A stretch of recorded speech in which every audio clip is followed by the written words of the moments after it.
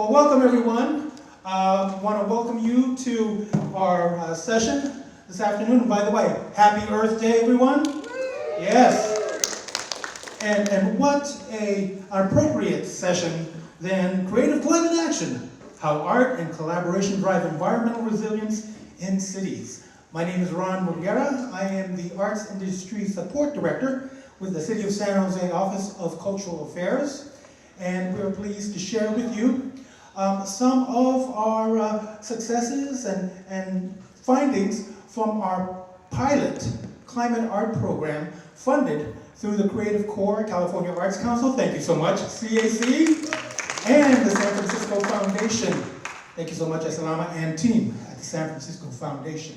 So I just want to, before we turn it to our panel to share with you the background on this, this worked real well in the first session, and we want to get a sense of who's in the space, who's in the room. So by show of hands, how many cultural arts, organizations do we have in the room? Raise your hands. Okay. How many local or state government folks do we have in the room? Raise your hands. Okay, cool. How many that do not necessarily have to be arts and culture nonprofit organization partners do we have in the room? Sweet. Okay, do we have any service organization advocates in the room? Cool, nice, good representation. Individual artists, creatives, and cultural bearers, do we have you in the house? Great, thank you so much. Well, thank you all. Did I forget anyone? Okay. Parents, are you parents in the room? How many parents are in the room? There we go, okay. I just read, how many union members, thank you, how many union members in the room? So thank you so much for reminding me of that. So we are really pleased to share this with you. So just to kick it off, I want to turn it over to Danielle Siembieda, but before we do, that was a test. I would like each of our panelists to introduce themselves and their affiliation with regards to what they do and their connection to the Climate Art Program from the City of San Jose. So first off, turn it to you. Well, hi everyone, good afternoon. I'm Devin Bella and I'm a cultural strategist with the City of San Jose Office of Cultural Affairs. I was employed to help launch the Climate Art Program for the city. I'm also an independent curator. I've been working in the arts for the past 20 years, and I'll stop there. Hi everyone, I'm Danielle Siembieda. I'm a Senior Arts Manager with the City of San Jose Office of Economic Development and Cultural Affairs. And I also work on the Climate Art Program. In addition to that, I am a systems artist that works at the intersection of climate technology, community, and the environment. Hi everyone, my name is Karen Rapp. I'm the Deputy Director at San Jose Museum of Art. And my primary affiliation is a partner on this work, so I'm really grateful to talk about that too. Great, thank you, panelists. And I would be remiss, yes, I shared my title in terms of my work, but I'm proud to be a 20-plus year performing artist, musician, dancer, actor, comedian. As you could probably tell, I'm very comfortable with the microphone. So that is what I still carry with me, and I look through that performing artist lens in my work at the City of San Jose Office of Cultural Affairs. So very blessed to be working in a local government and still being a performing artist and sharing my experiences in order to improve and strengthen our arts and cultural sector in the City of San Jose. So right now I want to turn it over to Danielle. She's going to provide some background and a framing of our Climate Art Program from the City of San Jose. Danielle, take it away. All right, thanks everyone for joining us. So I just want to share what the purpose of the Climate Art Program is. It's really to build community support for the City of San Jose's 2030 goals to be carbon neutral. This is, the 2030 number is actually something that a lot of cities around the country have been implementing, looking at these achievable ways that they can reduce their carbon footprint, both like with gas emissions and water, and do these through a lot of supplements, a lot of incentives, energy savings. But what I thought was pretty important was how do we actually address our cultural sector in order to achieve that. We're going to go deeper into that throughout this presentation. But I also wanted to share that this is also sort of a roadmap for those who are working in your own cities, how you can sort of build buy-in in the municipalities and work with regional partners for to make this happen. So when I first started off the City of San Jose, I I learned about this really important initiative that the city put together called the Climate Smart Program, or the Climate Smart Plan. And this was a city council passed commandment to basically go through the steps to become carbon neutral. But what it really did was it really looked at how do we address this through multiple departments and multiple communities, right? So looking at, this isn't just coming from San Jose Clean Energy, it's also coming from Public Works, it's also coming from Environmental Services, from the Department of Transportation, from Cultural Affairs. How do we collectively work together? And then this also came at a time where we started to see a lot of really disincentivizing of climate work, especially during the last administration that we're repeating right now. And sorry, I can't say that administration's name, but so the commitment was that the city was going to stay in with the Paris Accord. They're going to continue on with these climate smart goals. And I wanted to really make sure that when we're going and approaching this, that we're really addressing our sector, the arts and cultural sector, because as we've heard throughout the day, we know, I don't have to tell this to you, I really feel like it's like the one audience, I don't have to explain what the value of arts is. But for a lot of other folks, I mean, really trying to address that artists are that second community, aside from like first responders that are really going directly out and making action, and they're also really the promoters, authorities, the service providers, and really connected back into the community for wellness, health, and other pieces of it. So what I really was focusing on in the first year was how to collaborate and connect. And so really connecting with our cultural sector, and then bringing in the arts and sustainability resources. So there are some arts resources, but there's equally as, if not more, amount of resources that are really for creating incentives for small businesses and individuals to decarbonize, along with thinking about some of these innovation pieces, and then all the climate smart programs that were really meant to address infrastructure and address communities, and really put that forward to really find that nexus of how we can actually work throughout the year. So when I came into this wasn't like, oh, the artists are trying to talk to us about something, and what are they going to paint, a mural? Which was like, the one thing that I think a lot of us really get frustrated hearing that all the time. But I think one of the things that was really just like a blessing to have is that our Environmental Services Department, Department of Transportation, Waste Department had been working with our Cultural Affairs Department for many years on really social practice and community design issues, from like that oil and grease disposal to building iconic artwork that measures climate change. And then right before I started, there was this project that was initiated called One Day, One Action. On your table, you have One Day, One Action cards. So I'm handing those to you. If there aren't enough of those, I have more.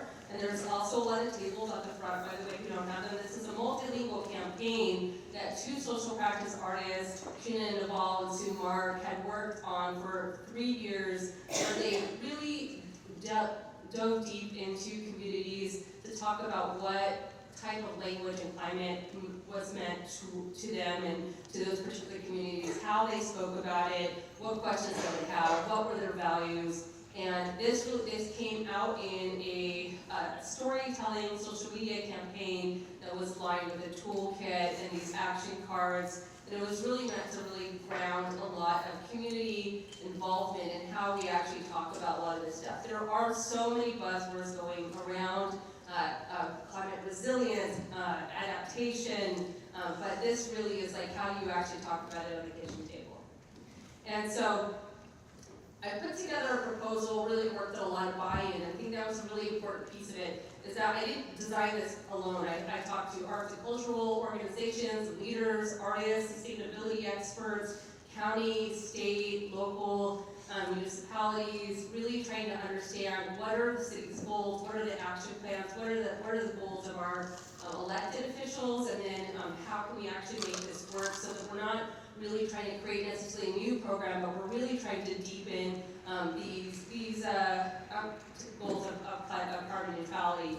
So really we looked at like what does San Jose stand to gain, artists help get the message out, and we'll talk about that a little bit into this presentation. And San Jose will lead. There isn't a program that's exactly like this in the rest of the country that I've seen. I really looked at programs that were in pretty successful programs like, for example, Julie's Bicycle, which started in the UK, now it's all over Europe, or Canadian Green Tools, and how do those particular programs really push forward within creating strategic plans that really address policy, climate, regulations, incentives, a creative economy. How do they actually make all those align together and really bring that particular insight and support? And how do we bring that back to San Jose? And then how do we increase market demand? I think this is something that I think is a pretty important part of this discussion of creative economy, is that artists are innovators, they are change makers, they are people who really can create. Look at something that is created, whether that's like an emerging new material, an emerging new technology, and they can really understand how they can flip it upside down, de-engineer it, rebuild it, and create a marketplace that never existed before, and then modeling what's possible. And so a lot of you are here because it's like, well, what can I do? And a lot of this information exists. There are things that go out there. How do we make this possible for other arts organizations around the region, around California and the rest of the country? So what we did is that our pilot year, we were able to really get a few things achieved. We're really going to focus on the first two. We're kind of in the middle of the third one.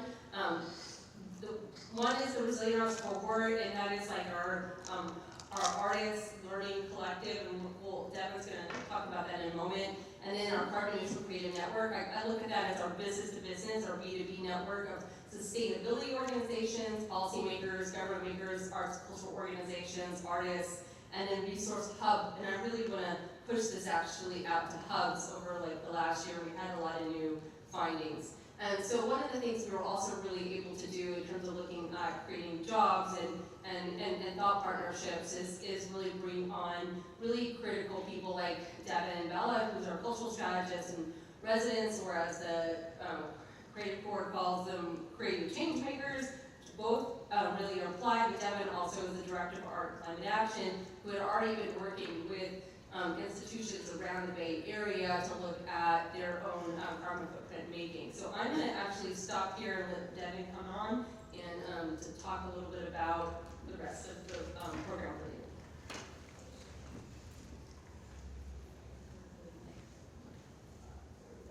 Okay. I'm going to follow my notes here. So I just want to point out, so I'm a cultural strategist for the Office of Cultural Affairs, and this was the grant-funded position through the California Creative Corps. So tomorrow, as you're advocating for Art's job, this is like proof of concept, proof of impact, as well as the Resilient Artist Cohort, which was also funded by the California Creative Corps. So one of my core responsibilities was facilitating this cohort fellowship for 15 artists and supporting them. And in 2024, 15 artists deeply rooted in San Jose's diverse cultural communities, as well as reflective of communities that are facing some of the highest environmental safety barriers, or highest barriers to environmental safety, responded to the city's call to action. They joined the San Jose Climate Art Program to support the city's ambitious goal of carbon neutrality and improving quality of life in the city, and serving as catalysts for climate action. So over the course of several months, this artist group engaged in a journey of learning and transformation. They participated in workshops, tours, coaching sessions that were designed to equip them with the knowledge and tools to reduce their own environmental impact, adopt sustainable practices, but also inspire broader community action. And there were 3 components to this fellowship, which is this cohort-based learning, and we have some images there. So artists came together in this really supportive group environment to foster collaboration, share learning and resilience. They received hands-on sustainability training through workshops that covered climate-smart studios, sustainable travel, reducing waste, reducing energy use, and circular economy principles, as well as like looking at the materials that they're using in their practice, shifting away from fossil fuel-based, petrochemical-based materials, which some of you may know are some of the most, make up some of the most common artist mediums, and then start on a journey for climate impact assessments. And through that process, they each received one-on-one support, so personalized studio visits, and to really develop their own sustainability goals. So creating customized action plans that are tailored to their unique artistic practice. And these artists came together, mostly visual artists, but they were ranging from painters to performing artists, photographers, and let's see this slide. There we go. And then the other piece was talking to them about community engagement. Okay, so now they've looked inward at their practice. Now, what are they going to do for their communities? What are they bringing back to their network? And we spend quite a bit of time in that share back process. So we were trying to devise ways that they could extend their impact beyond the studio and apply what they learned in their workplaces, because artists often have multiple jobs, or not just operating as artists, but also work in other sectors. And also what they'll bring back to their communities, inspiring others to take action and help build that network of climate conscious advocates. And so the next slides, you'll see one of our artists' personal sustainability commitment and action plan. So this is Elda Raquel's action plan. So we did a studio visit with Elda, and she has a small little easel in a large commercial shared studio space. And in that visit, we realized her own individual impact, her carbon impact, or climate impact, is actually quite small. But she teaches annually about 90 students per year in a large classroom in an educational environment.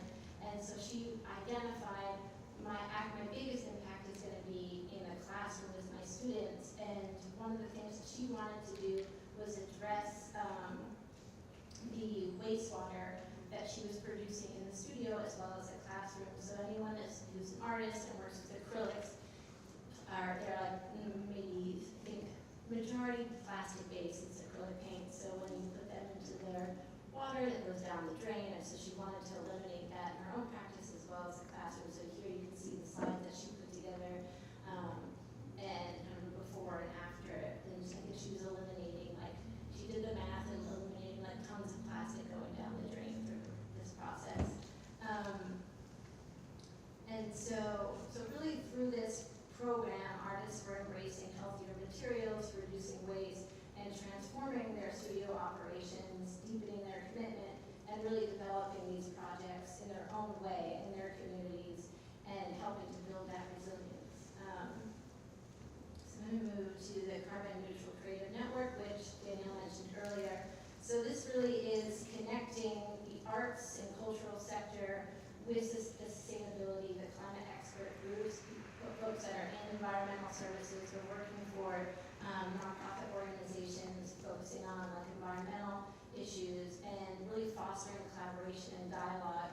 And one of the major goals was to establish this peer network of not only just artists and cultural practitioners, but also environmental experts who are working in these other agencies, so that we could start working together. And some of our core activities was visiting to cultural institutions, to local museums, and explore their own sustainability strategies. And we also organized our first symposium. Hopefully it's not our last. And really the purpose of that was like really identify who some of the leaders are in the field, as well, not only just funders, but who are the artists and cultural practitioners taking on this work in their studio, and really start to share ideas, exchange solutions, and really build momentum for climate action in the arts sector. And so in some of these slides, you'll see some of those conversations taking place, and some of the workshops that we organized, which really range from hazardous waste management and reduction. So we had folks from household hazardous waste to come out and tell us like what we can put in our garbage cans and what we can't, to other things like strategies for art supply, mutual aid, and then some tools to assess the carbon impact or the climate impact of your practice. And then last but not least, we also organized an art supply swap. So folks who had just kind of an abundant amount of supplies left over wanted to give them another life before either just disposing them in the trash or bringing them to a donation center. It got recirculated throughout the community, so we set that up for our symposium. And then lastly is this resource hub that's still in development.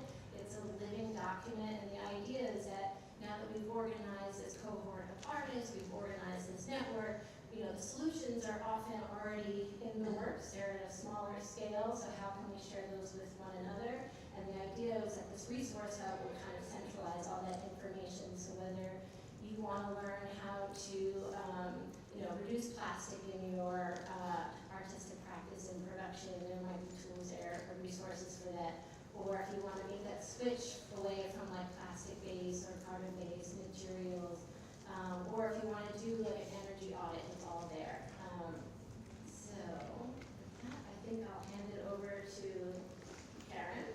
Speaking of our Climate Art Network. Thanks.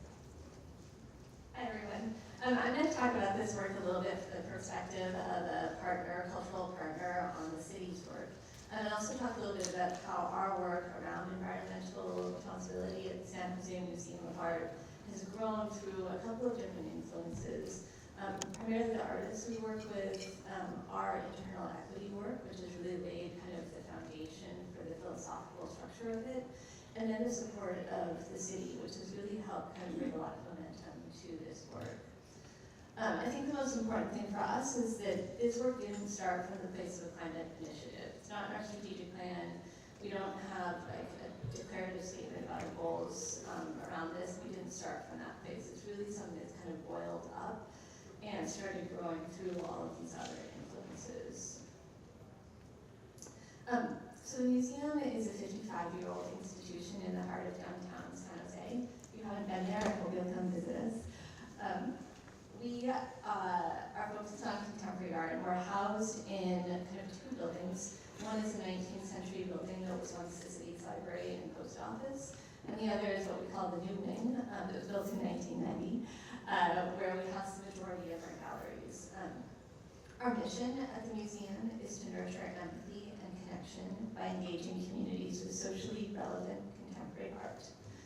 And it's really that emphasis on social relevance where we've started really feeling ourselves start getting pulled into this work, because increasingly, without kind of setting forth with an environmental mission, we've started seeing artists bringing that topic to their practice. I can talk later about the specific examples up here, but just to name them quickly, Siembieda Banerjee down here, Forensic Architecture, an exhibition we did last fall called Toxic Air as a Monument to Slavery, How Do We Take It Down? And then a couple works from our permanent collection, Kelly Kashi, Elias Sine, a permanent collection exhibition that was all addressing issues of time. And then a project we did in partnership with Art and Climate Action displayed a banner by Hilda Guzman on the front of the building. It was part of a larger network of projects that raised awareness about climate justice. So alongside this kind of increasing theme in our public work, we were also internally starting to think about and grow our internal equity work. SJME started an equity task force in 2018. It's a staff-led group that catalyzes small experiments and pilot efforts to bring about change in the institution. The work is really about starting small and trying things and not getting caught up in where it's going. So I'm showing you here one of the first deliverables we had on that, which was the development of what we now call our community pledge. This was a product of a series of conversations where we all kind of came together and realized that the word community came up in our sense of purpose that brought us to work. Then we had to really kind of meet out what that meant to everybody on staff. And we ended up summarizing it in these 9 statements. That's a whole other conversation, but for the climate work, I just want to highlight a couple of them that I think were really important. One is leading and centering on artists' perspectives and practices. The second is deliberate listening, learning, and sharing. And the third is fostering empathetic human connection. And I think with those kind of ideas in our background, when our curatorial team came to the Equity Task Force and proposed that we do a carbon audit of an exhibition and submit the results to the Gallery Climate Coalition as part of their sector-wide data collection efforts, the Equity Task Force was the right place to kind of house this kind of work, because otherwise we very quickly go off in conversations about what's that going to mean, what are we going to do with it, And the spirit of the Equity Task Force is really about that learning space. So this was learning for its own sake. So we started off doing it without any pressure or expectation for what would come of the results. And we, despite all of that, it was so really hard. We actually started it, couldn't figure out who held what piece of data. It became too much work. There was no single person to hold it, so it stopped. And it kind of got restarted by one of our exhibition team members who was interested in this work. So we revived it, and we did our first carbon audit for the major exhibition of Kelly-Akashi formations in 2022. So they're really a big show with lots of international shipping and traveling and many years of planning. And so to have it summarized in this kind of portrait of our carbon output is a really interesting lens to take on it. What we learned from this was that our primary impact came from shipping and flights, with a kind of secondary impact around packing and printing. I want to highlight though that we left a really big category empty here, which is energy. I mentioned that we're in a city-owned building. It was hard enough getting data within our own staff. The idea of having to go to the city and figure out what our energy use was and how to get it felt super overwhelming, so we just kind of contained it to what was in our individual budget the first time around.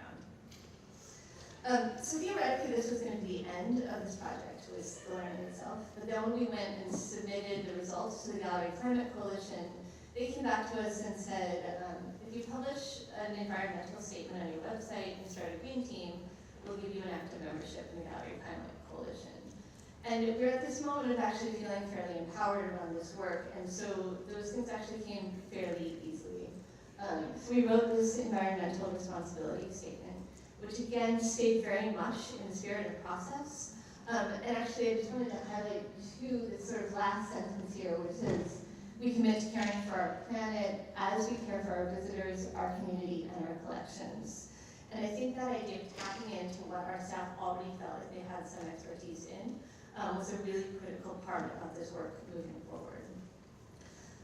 So we did that. We did manage to kind of turn that carbon audit team into a green team, and it started just by kind of chronicling what we were already doing that had positive environmental impact. The museum already had LED lights throughout most of the public spaces. Because of COVID, we'd already been paperless on a number of things. So there was actually like a fair amount of things that without naming it or knowing it, we kind of started doing. So after we submitted that, we received our first membership badge, which is really rewarding and exciting. And it was about the same time that the city was launching this carbon neutral creative network. So we felt empowered to kind of have a space from which to talk about this. I got to know Danielle, who was also kind of working out what all of this meant. I think she came to one of our first green team meetings. We had no idea what we were doing, but we just brought more along for the merrier. And this all kind of helped start building our sort of awareness, and from there, things kind of started snowballing. Just going to show a couple of examples of some of the things we've done. The Green Team has initiated a single-use plastic water ban throughout the institution. We actually bought these water bottles, they're branded for all of our staff and volunteers with a little note from the Green Team kind of highlighting this work.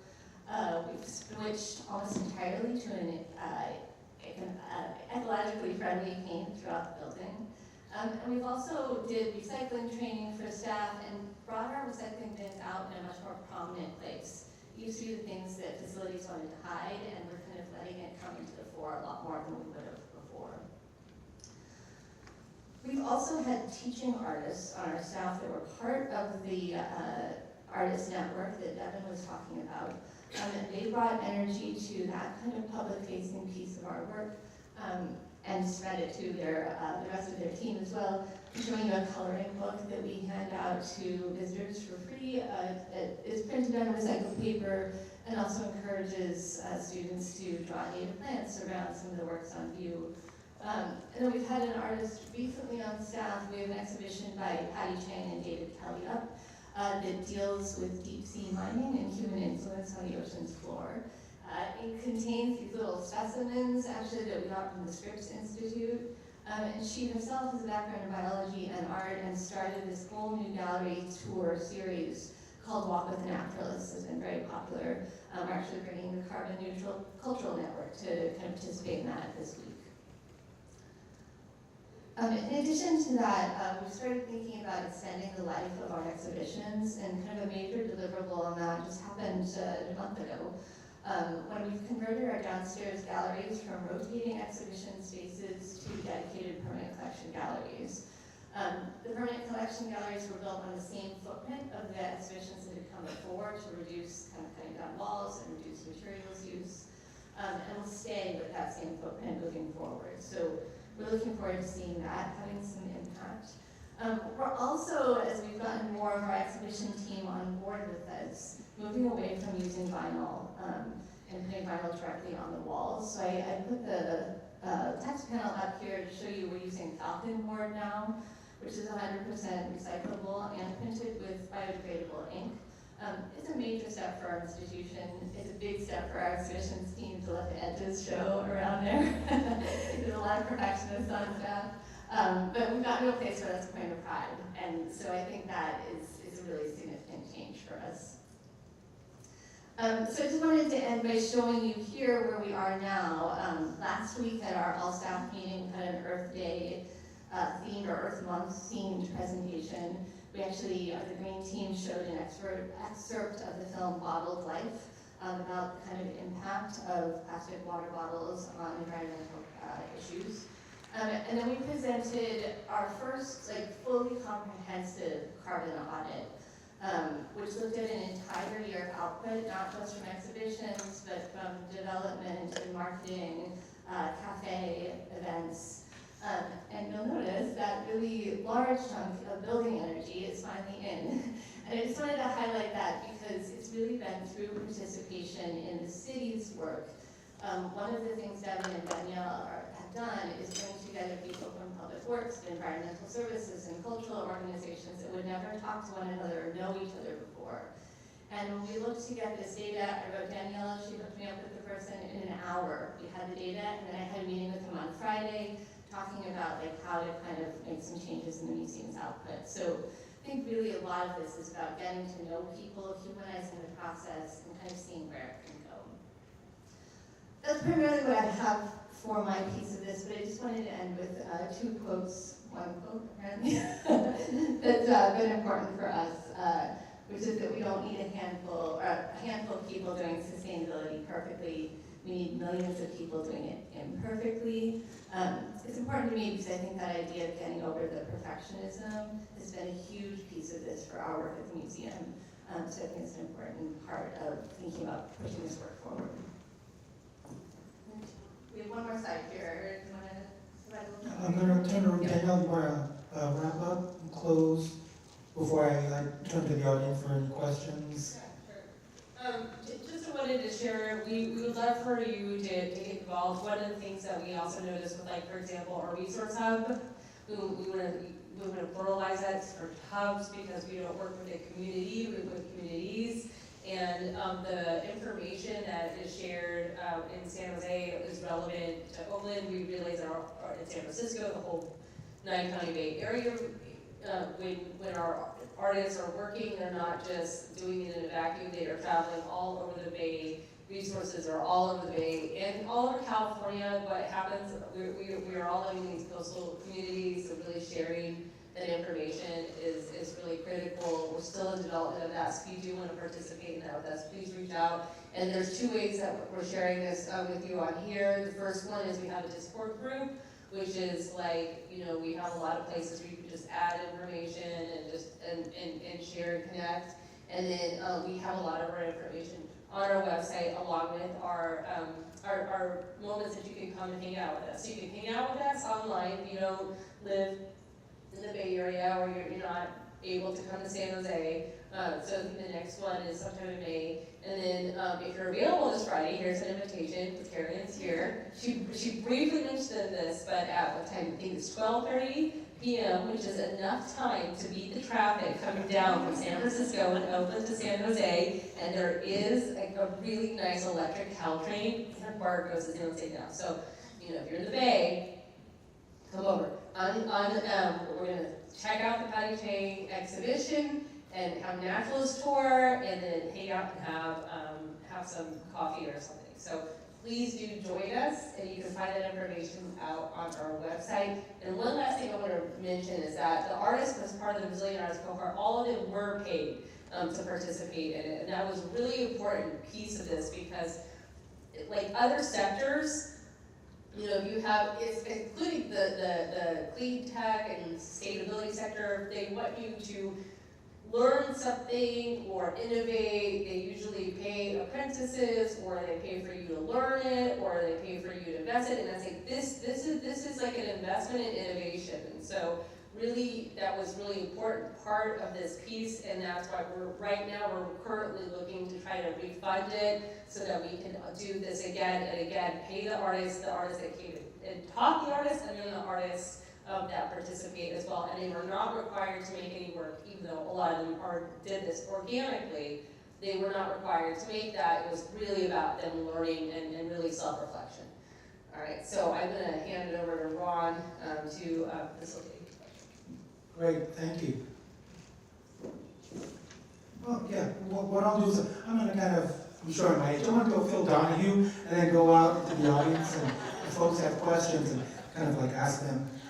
So do we have any burning questions right now for our panel with regards to what was presented regarding the Climate Art Program, the Creative Carbon Neutral Network, the work that we're doing with regards to building an awareness of decreasing carbon footprint with artists, creatives, cultural makers, as well as arts and cultural organizations? Anyone have any questions? Yes? What was the budget for the program? What was the budget for the program? Okay, including like having Devin, we still love to have, and paying the artists and doing the symposium, $200,000. Yes, question here. Hi, I'm Maria Lena. I'm an independent journalist. I'm just curious because I do solutions journalism, and that's what you're talking about here. Is this a model for other places? So what's next? What do you guys? Are you going to continue to work on and expand this project, or do any more education, or? Yeah, I actually did.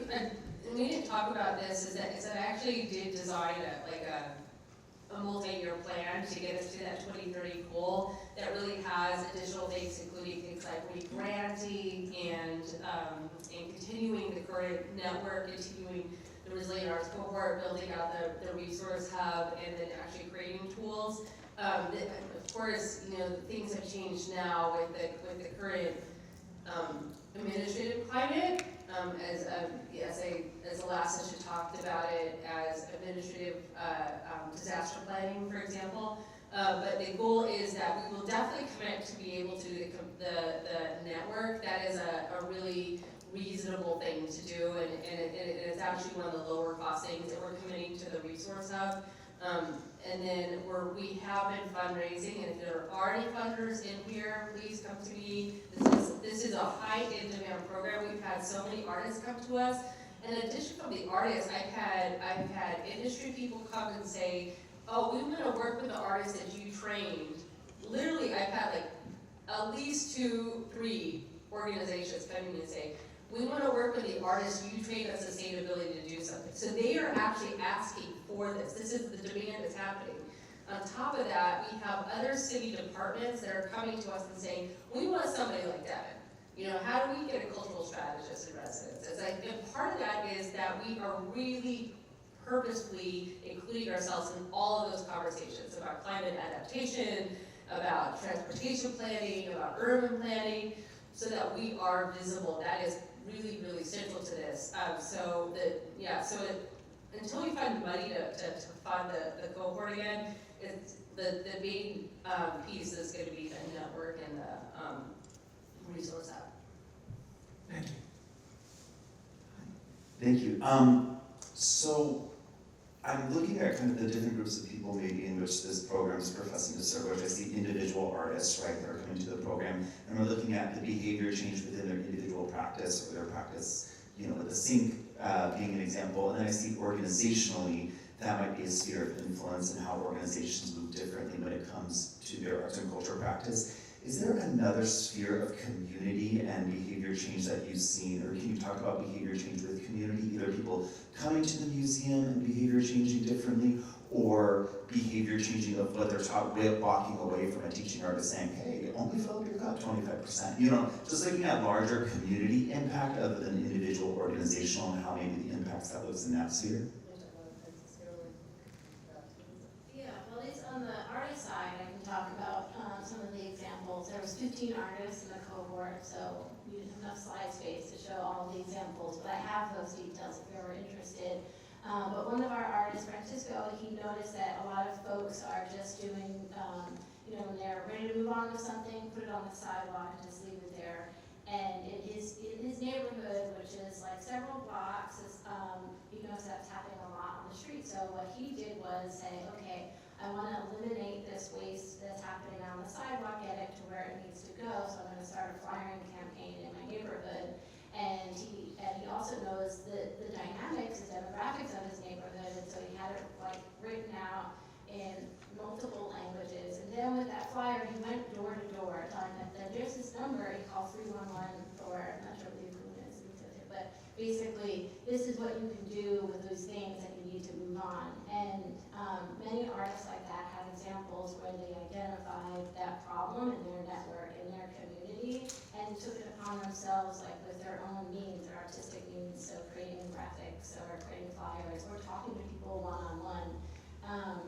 And then I would say, like, maybe the other sphere of influence, like I think we're all pretty well equipped to talk to one another within the art and cultural sector, but this other sphere of influence has been these environmental agencies, these environmental organizations that aren't talking to artists and cultural practitioners as much, and really just kind of, creating bridges to those communities and those folks who are also have expertise in, like, in biology, in environmental sciences, and so that we can also start bringing artists into those conversations and culture makers into those conversations. I don't know if you have anything to add to that.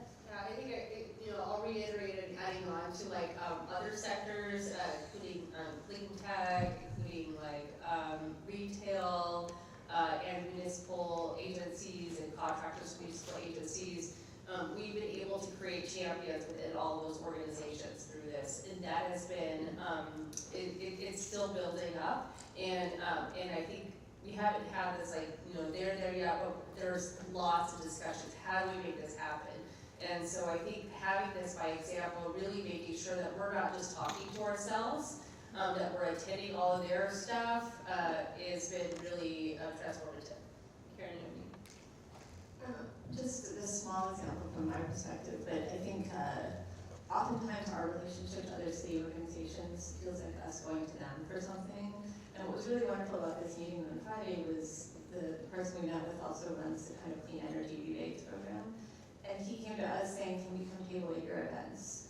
Right, so all of a sudden we felt like a resource that was an actual partnership rather than like really going kind of a sharp left turn into the cultural sector. So I think it's just normalized the idea of culture being part of this. So I think that's a foundation for getting to that place of more impact. Other questions? Yes. Along the same lines, I was wondering if the teaching artists were also in school settings and how that impacted the school, the district, and if they were starting to really buy into, sustainability on campus and like implementing like longer term strategies for sustainability that are outside of, the arts classes. Yeah, several of the artists have work in education in various levels. So gave Elba's example, and she did mention up front that actually took a lot of time and research from her own resources, but she's been able to garner support within her institution to do that. Maybe even updating like her own material choices as a new pathway going forward. Some of the other artists in our group also work in museum settings, in educational environments. I think another one of our artists is working at the San Jose Museum of Art and bringing some of that thinking into that. So I think that actually it shows that the artists on the ground are in those environments, whether it's a museum or educational institution, they start making the asks, and there's enough folks making the asks, folks that are in decision-making positions start to listen. There's enough people, there's a chorus of people asking for a similar set of things. So I'm trying to think of any other educational examples. I guess maybe one thing is that I started at the beginning of the year, I guess last year, like having discussions with some education groups at San Jose State University who were teaching teachers, and they were really interested in really, it was really focused on climate science, hard STEM, but they wanted to really bring in how art is a piece of that, and they wanted to have tools to educate their educators, and so they did like some talks, and they kind of shared some of the work that I personally have done as an environmental artist. But it is something that they're really interested in like implementing and bringing down to that level. Thank you for that question. Any other questions in the back?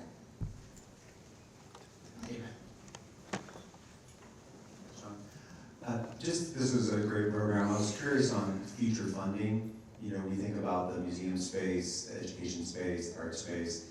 As you sort of were navigating climate, has it opened up any other conversations or any other avenues of funding stepping into climate action, which is sort of a new narrative for arts and culture? Yeah, we've had a lot of conversations with foundations, and because it isn't like a prescribed program for this, there's a lot of like, yes, we want to do this, but we're trying to figure out how to do it. But I've also been really looking at things on a local policy and saying, like, okay, well, really one of the approaches that I was looking to continue funding this for, which is now up in the air, was there was a lot of funding from the federal government under the Inflation Reduction Act to really hone in on communities that have been impacted by environmental injustices, racism, and that was like a really great opportunity to talk about community engagement, cultural engagement from our other partners who are applying for those larger federal funds. It's like, let us be the community piece to that, and let us continue this program with that community piece. So there was a lot of interest in that. We did kind of put some bids out there for it. I don't know where that's going to go right now, because I've heard not great things about climate funding, both from the federal level, but also really attacking private or small or just family philanthropy, not like really threatening family philanthropy and other foundations to dissuade them from funding climate work. So right now, I don't know, aside from like getting some sliver of our arts budget, which may like allow us to keep some pieces of it for a couple of years till we get through this wave. I don't know, and I don't think anybody does. If you do know, tell me. I do want to know. We want to know. Any other last questions for our panel for the climate art? And just to show you that we practice what we preach, one of the other programs that Danielle oversees over at the Office of Cultural Affairs is something we call We Create 408. And you can find us over on Instagram, SJ Culture. And one of the swag pieces we give is, these are seeds cut in the shape of a butterfly, the state of California, a guitar, that you can plant. And each one corresponds, like the red guitar is what? It's like the red is tomato, the orange is carrot, and the green is bell pepper. So in terms of like, practicing what we preach, we also do it in our swag. So with that, I want you to give a big, giant round of applause for our panelists and for sharing, and also to all of you. Thank you so much for joining us for this session. And again, we hope that you'll join us online or, have questions for our panelists.